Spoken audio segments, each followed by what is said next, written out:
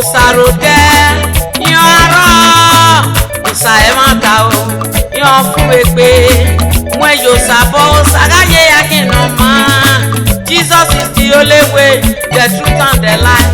No other way, only Jesus is the way.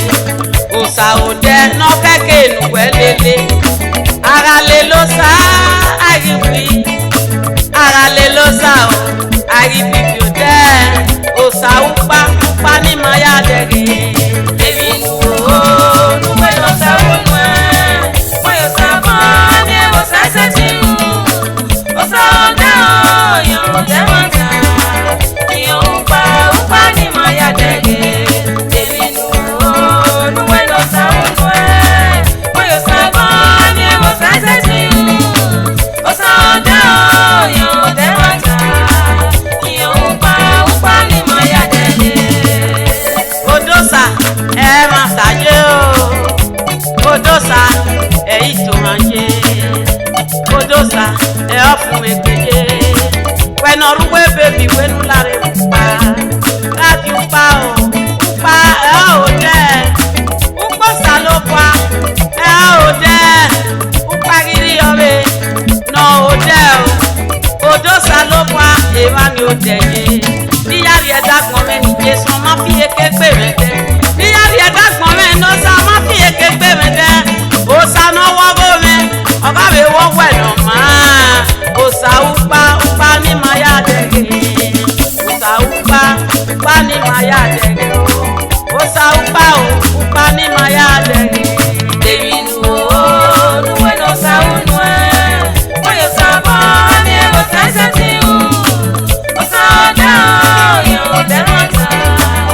Yo upa ni maya dege. Ebi nuwo nuwe lo sa unwe. Oyo sábà ní ẹ̀rọ sẹ́sẹ́ tí o. Osarode yo demata. Yo upa ni maya dege. Osa upa ni maya dege. Aralelukosa ayibi. Aralelukosa ayibi biode. Aralelukosa ayibi oboyo. Ukosa lopwa e upa. Upa veriro norota kona. When oruwe baby when uposa gade. Uga posa re uga tupa ni yo. Upa garo wobo ne esu seti kodan de we. Upa ni garo wobo enya seti kodan de we. Upa no garo wobo esu seti kodan de we.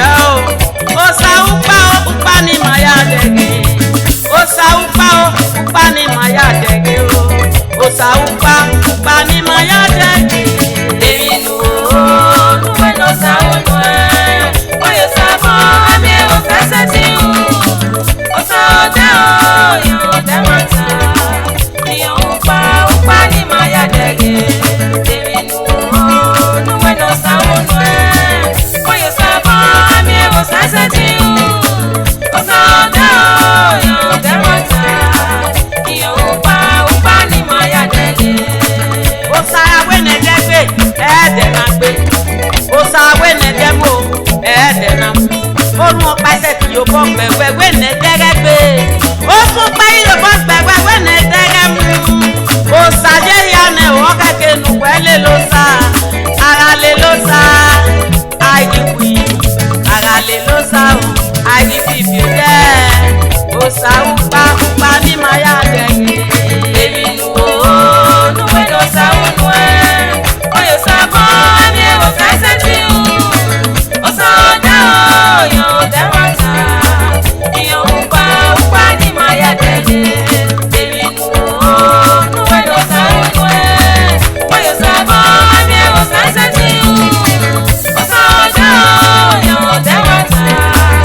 Yo upa ni maya dege. When of wale perame no mi aye mi perame.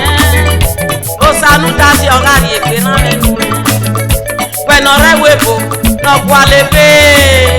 Osanu tasi ogari webe we no ma. Mweti nyasa emi no sa seti. When oruwo ta kon na ya no ri yo bome. Iwe nu ga me ijaji osaga juware. Osaga je were we tomo ga je were we kigo. Oga juware we pe wi ya na ya nya kon. Osarupa upa ni maya dege. Oh, nuwe osa unwe. Oye sabo ami osa setiu. Osa ode o yo de osa. Iyo upa ni maya dege. Oh, nuwe osa unwe. Oye sabo ami osa setiu. Osa ode o yo de osa. Iyo upa ni maya dege. Iyo upa ni maya dege. Osa upa o ni maya dege wage. Iyo upa ni maya dege. Wele losa o no lupa na jowo bo. Iyo upa ni maya dege. Osa ga lupa na jowo bo esu seti mi we. Iyo upa ni maya dege. Osa upa ni maya dege. Iyo upa ni maya dege. Osa upa ni maya dege wage. Iyo upa ni maya dege. Osa upa ni maya dege. Iyo upa ni maya dege. Osa upa ni maya dege wage. Iyo upa ni maya dege. Osa upa ni maya dege wage.